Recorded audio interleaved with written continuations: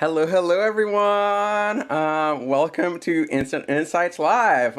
Today, we'll be talking about any financial questions that you have. Today, we do have a special guest with us as well. They used the astrologerhub.com/insight form to submit their question beforehand. So both Michelle and Cameron had a chance to look at their chart beforehand. We also had a little bit of a chat before the show started. So today is a big one. How are we feeling today, Michelle and Cameron? Wonderful. Really grateful to be here with you both. Nice. Yeah, Cameron? I feel well. I've been like kind of on hiatus for most of this week, but I'm excited to be here with the community and everybody to talk a little bit because I haven't been using words over the last few days, so it's nice. I'm feeling that vibe. I don't know if it's this Cancer new moon, but I'm trying to like just go into my little cocoon, and I'll come back later. Exactly. And on the topic of finances, actually, there's an episode with Michelle that both Michelle and I did just last week. We recorded it, and it's a two-part episode coming out very soon. And some of you guys who might not get your answers today might really enjoy it. It's an episode on choosing profitable opportunities and how to look at it in your chart. I'm so excited for you guys to check that one out. It was one of my favorite episodes to do. Michelle is amazing. And of course, if you guys would like to book a reading with either Michelle or Cameron, the link to do that is astrologyhub.com/connect. And if you would like to send us a question, like I said, the link is astrologyhub.com/insight.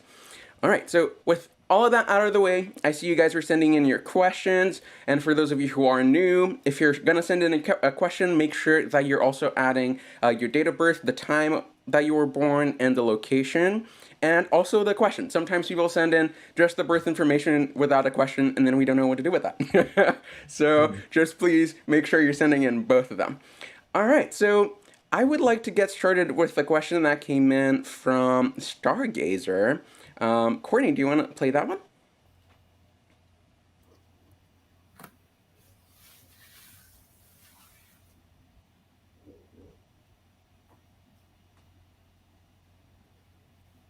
Hello, my name is Stargazer. I have a question for the cast. I'm wondering if I will receive a favorable outcome for a financial legal lawsuit that I'm involved in for a personal injury case. The accident was. Hello, my name is Stargazer. I have a question for the cast. I'm wondering if I will receive a favorable outcome for a financial. Oh, I think we got a little glitch there. I don't know if it was just on Technical. my end. Yeah, Yeah, technical. the internet here isn't the greatest Hello, my too, name is so Stargazer. I have a question for the cast.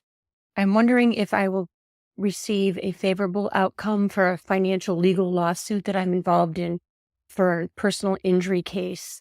The accident was April 28th, 2021. I've had to have 4 surgeries. The case is still pending, and I'm just hoping for some guidance. Thank you so much. Have a wonderful day.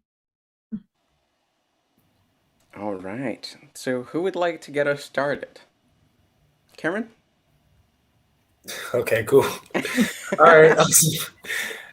So there's a lot of different things that I did here, just like exploring the nature of the question. And so one thing that I'm about to say might feel a little complex or over people's heads. And so my invitation to you, if it is, don't listen or just listen to the words that I'm saying, maybe write them down and go study more later. Anyway, so the first thing that I did was look at what rules money for the second part of life. And so I used a triplicity lord technique. And Saturn is ruling money for the second part. Actually, it's Mercury ruling this money for the second part of life. And so it's specifically in the ninth house. And so something about like lawsuits or like having to do with money, like is going to have to do with the second part of life, even though Mercury's ruling the second house in general when it comes to money. So that was something that I like kind of like put that in my back pocket to see what was going to be going on.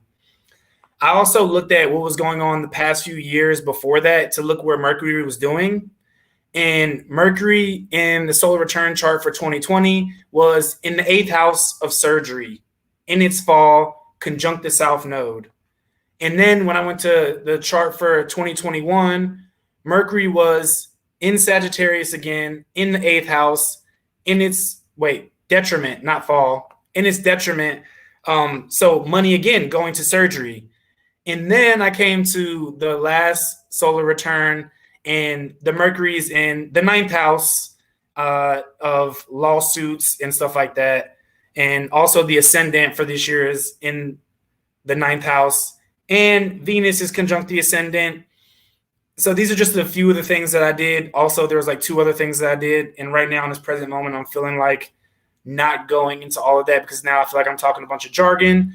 But in my assessment, there will be like some strong change that happens within the next few months. And it will end up being that the money and the native or stargazer are coming together.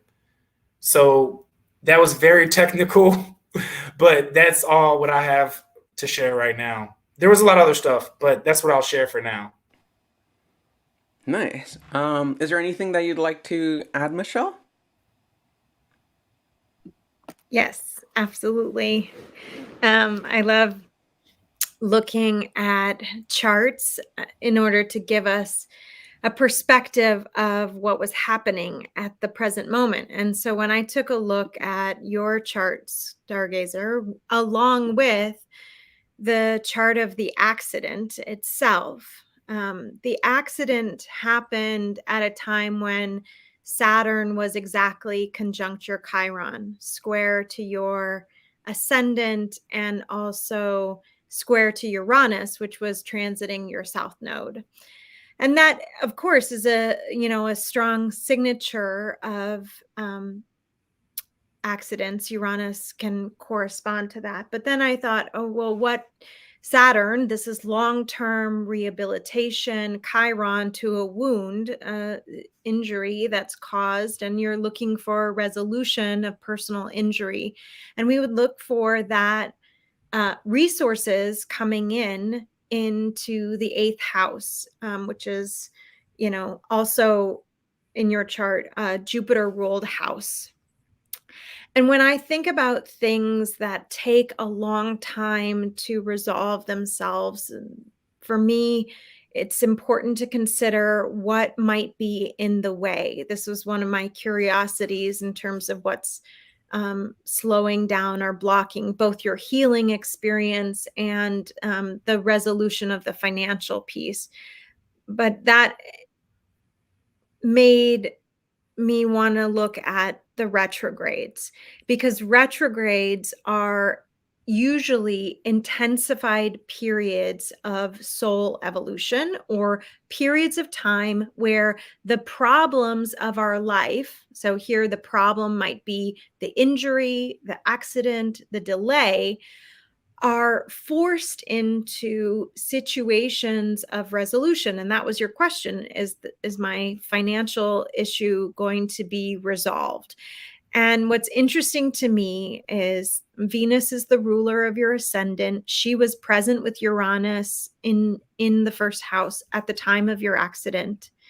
She will be stationing for her retrograde on your natal moon in Leo in the coming weeks. And then Jupiter, who's the ruler of your 8th house, who will be also moving through the sign of Taurus, the same place where Venus was at the time of your accident. In fact, at the same degree of where Uranus was at the time of your accident, will also be coming through in the transits 3 times because of a retrograde cycle. And Venus was squaring Uranus in your chart. Jupiter now is going to be squaring Uranus, is today. In fact, today is the first of the exact squares to Uranus. So this, to me, indicates that the process itself of resolution for this accident is underway. You have Mars currently transiting your natal moon, and understand that you just had another surgery. That makes sense. Mars is moving towards your Pluto.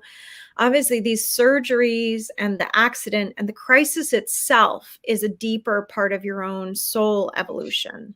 It's, it behooves me to say whatever is happening in terms of this resolution, whether you get the money or not, on a soul level, you're growing in and healing. And the story of Chiron in particular is an interesting one because, Chiron became a master.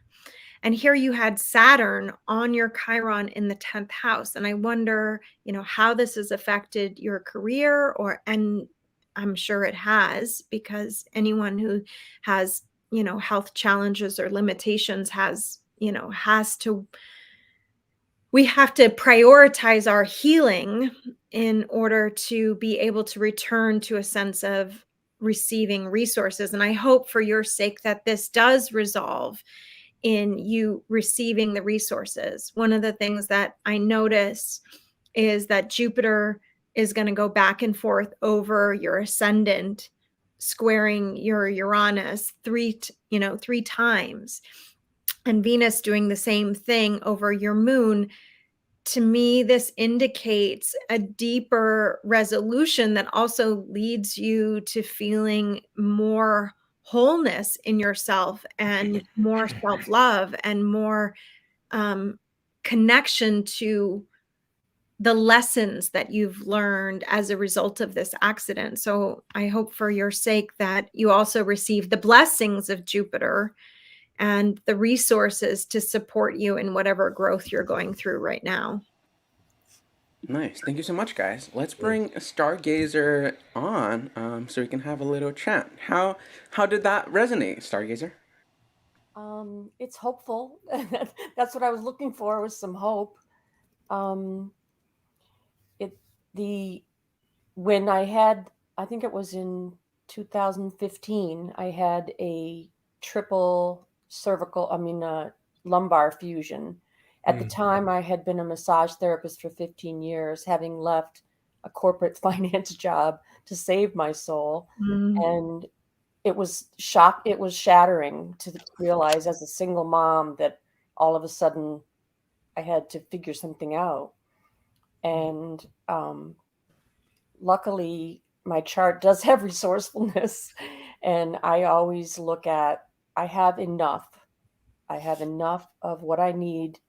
And in one blessing, this whole time of basically not being able to work is, I feel like I've had the gift of being able to explore my soul, which when I was, working 3 jobs and as a single mom and working 80 hours a week in corporate finance, I just couldn't. So it's like, okay, there's been a trade-off. But, I'm hoping to have grandchildren soon, and I just want to be able to be physically present. Yeah.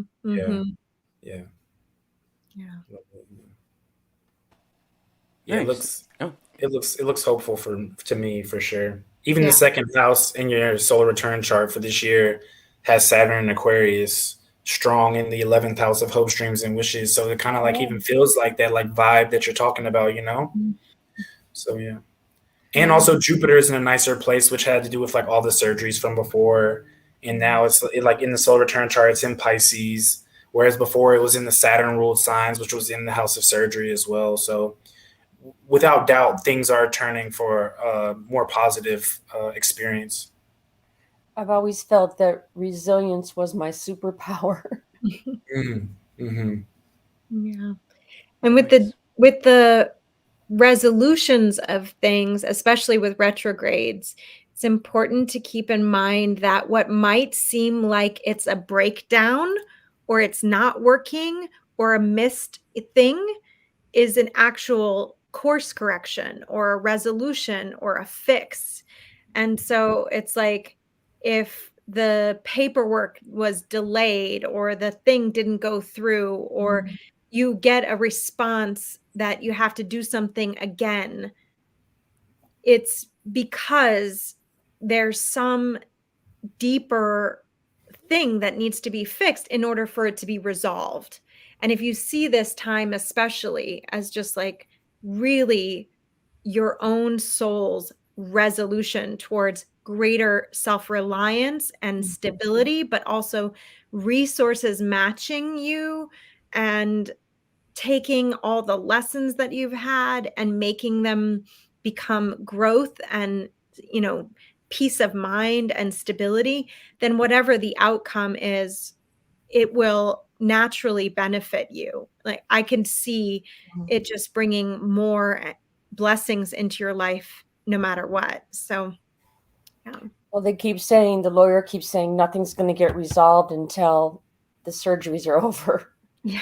So until the healing's kind of done to a point where they can assess any kind of permanent issue, it's going to just be ongoing. In the meantime, I'm just hanging on. Yeah. And that makes sense too, because I even I was saying, like I did do like a horary chart for it as well. And so it has you as Mercury, and then it has Venus as like the lawsuit as well as the money and the finances. And the Venus is like still slowing down to go backwards, and then it has you being Mercury, and then soon y'all are coming together. Even though it looks like right now, like Jupiter's representing the other people in the lawsuit, and like Venus is closer to them in this moment. But as Venus starts to go backwards, Mercury passes that Jupiter. So it touches that Jupiter and exchanges something with that Jupiter, but then it also goes and connects with the money and the finances in the chart, and having to do with the lawsuit in the chart as well. The Mercury makes sense because they need information, and they can't get information about disability or whatever until everything's resolved, and here we are. Yeah. And interestingly enough, Mercury will be retrograde in Virgo the next time it's retrograde, and the last time it was retrograde in Taurus. So all these retrograde periods are deeply personal to your resolution, you know, in terms of their placements and how they're working with your chart. Yeah. Nice. How did that feel, Stargazer? Do you feel like you're solid? You have an understanding of how to move forward from here on out? Well, it's definitely helpful to see a map forward where I can not give up and not lose my hope and just keep, you know, my biggest job is trying to get better physically, but it takes a toll mentally. Yeah. Yeah.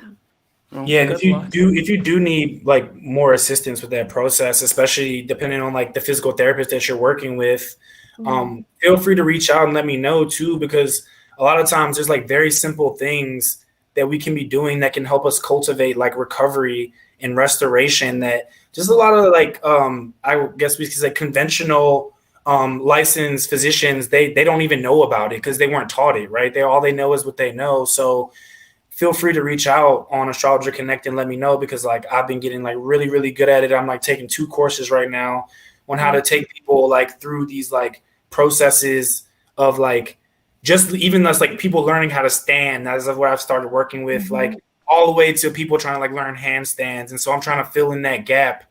So feel free to reach out too as well. Thank you so much. At the time I was working as a massage therapist and working with an acupuncturist as a colleague. And the biggest tip he gave me was organic bone broth. And I tell all my doctors, that's my secret is organic bone broth. Nice. And it helps. Yeah, Awesome. I have like 5 more secrets. We can talk about it. Good. We can talk about it another time, but bone broth though, amazing. Yeah. Like as an addition to that. Yeah. Thank you so much. I appreciate your guidance. I'll reach out. Yeah, thank please you. do. Thanks for coming. Sweet. With that, I think we have another question saved up, and I don't want to move too quickly into the next question because this one was such a powerful one. So I want to take a second for us to get situated into the next one. But this next question came from Work in Progress. Michelle and Cameron, do you have the chart pulled up and everything? We're ready? I do. Awesome. So Work in Progress asks, please, please, please tell me when this monetary famine will end for me. It was a novel. It was a novel in the beginning, but now I'm ready for abundance. And they share their birth information. And I just would like to add that Work in Progress is also very smart because they come in before the show starts to send in their question. And again, that's the best way to get your question answered. So, who would like to get us started with that one? I'm happy to jump in. Awesome. Let's go. So, work in progress. Oh, I'm so curious too, because I love that concept of being a work in progress. And when I look at your chart, I can see, you're an incredibly resilient soul with a lot of capacity for, taking care of things. And part of what I notice is that, sometimes we can't see the blessings that are ours to take. And this is a particularly interesting time for you because, you might be ready for abundance and have all the desire for it, but there's something that is really being called for you to slow down and actually recognize something much deeper. And I'm curious about what the situation has been that you've been in a famine. It's not just that there's probably a lot of economic challenges in the world right now, but there are many people who, even in the face of economic challenges, thrive. And there are times in our life where we might go through a dark and narrow passage of not really seeing blessings or resources or having money or feeling like, and it sounds like you embraced that as a way of like holding yourself through a narrow passage. And I would say you're close to the end. You're so close to the end that if I were at the end of this particular journey, I might start asking myself what I'm going to do with the resources that I will receive. What am I going to do with the opportunities that I will receive? And as I'm asking that, I would say, where does your creative desire live? Because that's the number one place that I would start putting my attention right now. Prayers are great, and prayers, or whatever manifestation techniques are all really wonderful, but they don't meet reality until we meet it with our action. And Mars is moving into your 5th house, into the house of creativity, while Venus is going retrograde. So that to me speaks to deeper opportunities that'll come from within you, but nothing can be actualized in the world in terms of money to be made, resources to be had, things to do, until we actually take specific action. And the more focused your action is, the more clear your action is, the better. Not without an openness to an attachment. So I'm remembering a time in my life I was super I had nothing basically, and every single morning I got up and I made a list of, this is my business plan for the day, this is what I'm going to do. And I just did things. I just took action to make connections, to meet people, to put myself out there. And I did things free. And then I got a message from Spirit like, okay, you need to learn how to live freely and live without any debt. So I got super good at finding things and sourcing things free or almost free instead of paying for things. Like, I lived through famine, like physically, and I got super aware of how deeply and important nourishment was to my being. Like, taking both the lessons and the action and using this time to integrate and complete this cycle, because for all your suffering and all your struggle has to come to an end, and you are the one who's going to say, I'm actually done with suffering. I'm actually done with poverty. I've completed this cycle and I'm going to do the thing. But it's like doing the things every day that nobody sees that are the most important, like brushing your teeth. And, these are things that no one's going to pat you on the back for doing them. But the very fact that you do them is what sets in motion exactly what brings in the resources, the opportunities, and the abundance that you're asking for. Nice. And I wonder how that's resonating for work in progress. I know that they sent in another comment saying my income dropped and I lost everything in 2008. I did embrace it and went within. So it sounds like they're doing their work.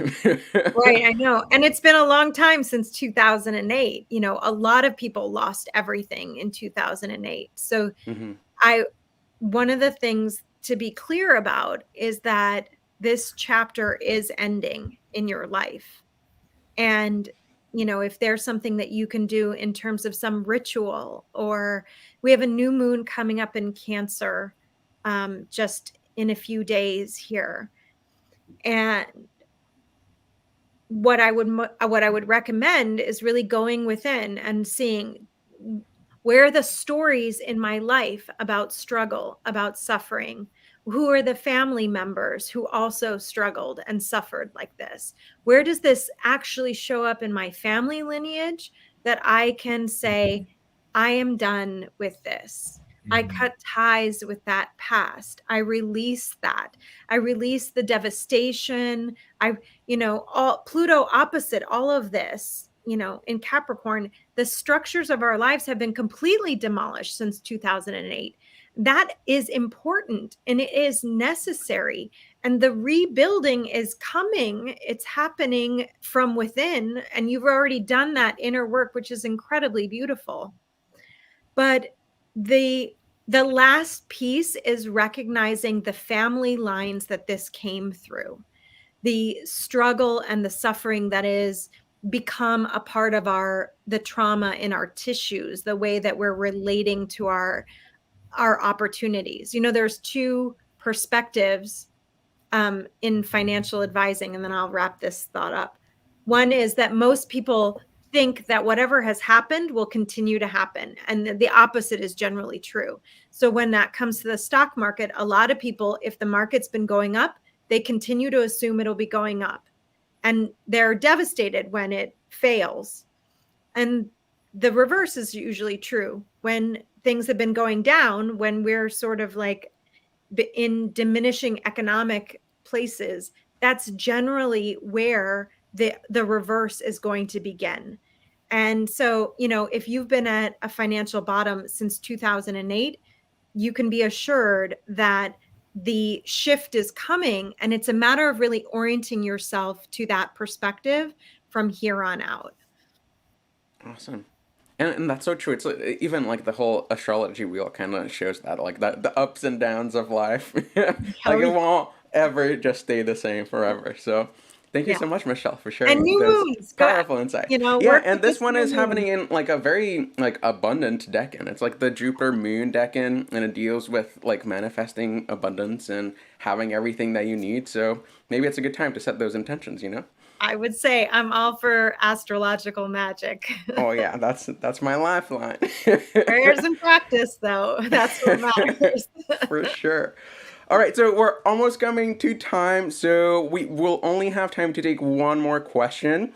And this next question came from Chris Jr. But I would just like to remind you guys that we also do have a quarterly financial webinar going on right now with Mitchell Scott Lewis. And he actually does talk about the market crashes in 2008, and he kind of like breaks down the whole history from then, even before that, and how that affects the present. So if that's something that you're curious about, quarter 3 is out right now, and there's one more quarter coming up very soon. And the link to access that is astrologyhub.com/Q3.